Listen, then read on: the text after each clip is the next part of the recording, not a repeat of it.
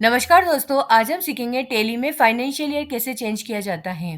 जैसे कि यहाँ पर आप देख रहे हैं कि अभी वो करंट पीरियड बता रहा है 1 अप्रैल 24 टू 31 मार्च 25।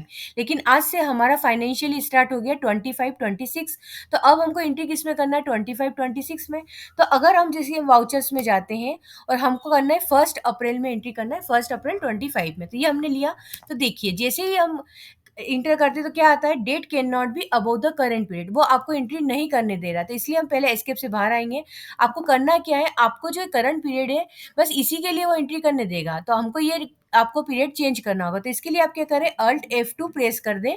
यहाँ पर हमको जिस भी ईयर में एंट्री करनी वो हम यहाँ पर लेंगे। जैसे हमको चाहिए 1 अप्रैल 2025 टू 31 मार्च 26, ये हमने सिलेक्ट कर लिया। तो अब देखिए, अब जब आप एंट्री करेंगे तो वह यहाँ पर आपको एंट्री करने दे रहा है 1 अप्रैल 25 में वो एंट्री करने देगा। ठीक है, तो इस तरह से आपको फाइनेंशियल ईयर चेंज करना होगा। अब आपको वापस से यदि 24-25 में एंट्री करना है तो आप फिर यहीं पर अल्ट F2 प्रेस करें और अपना पीरियड चेंज कर लें, या आप डायरेक्ट यहाँ पे करंट पीरियड पर क्लिक करके भी पीरियड चेंज कर सकते हैं।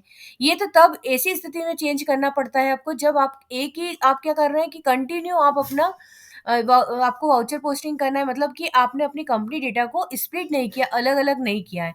पर मान लीजिए कि यदि आप चाहते हैं कि नहीं, हमको आपने क्या किया, सब सालों का कंपनी डेटा एक साथ आप एक ही कंपनी में रख रहे हैं, और यदि आपको नहीं चाहिए, आपको चाहिए कि नहीं 24-25 का डेटा अलग हो जाए, 25-26 का अलग हो जाए, तो इसके लिए आपको क्या करना पड़ेगा? देखिए, इसके लिए आपको अभी हम फिर से करंट पीरियड जिसे हमने यहाँ पे कर लेते हैं 1 अप्रैल 24 से 31 मार्च 25, ठीक है ना।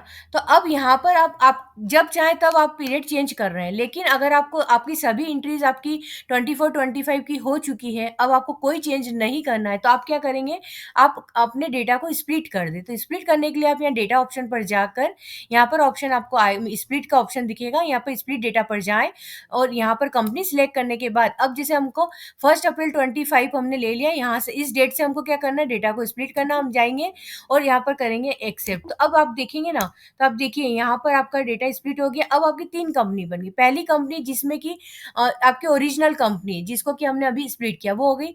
सेकंड कंपनी ये आपकी बनी 1 अप्रैल 24 से 25 के लिए, और थर्ड कंपनी बन गई आपकी 1 अप्रैल 25 से 26 के लिए, मतलब नेक्स्ट 1 अप्रैल 25 से जो कंपनी आप एंट्री करेंगे वो आपको इस वाली कंपनी में करना होगा। ठीक है ना, तो इससे डेटा को स्प्लिट कर दिया। तो यदि आप कंटिन्यू करना चाहते हैं कि नहीं, आपको हर साल का डेटा एक ही में रखना है, आपको अलग अलग नहीं करना है, तो आप क्या करें, अपना पीरियड चेंज करें। और यदि आपका काम हो गया है सब कुछ और आप चाहते हैं कि नहीं, हम उसके डेटा को अलग रख दें, उसके पिछले सालों के डेटा को अलग रख दें और इस साल का हम अलग रखें, तो फिर आप इस तरह से कंपनी को स्प्लिट कर लें।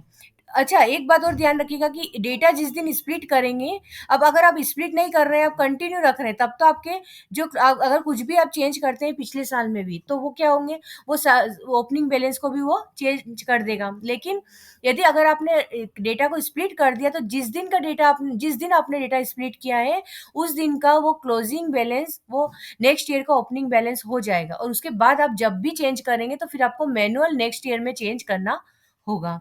ठीक है, वीडियो पसंद आया हो तो इसको लाइक और शेयर करना ना भूलें। Thank you.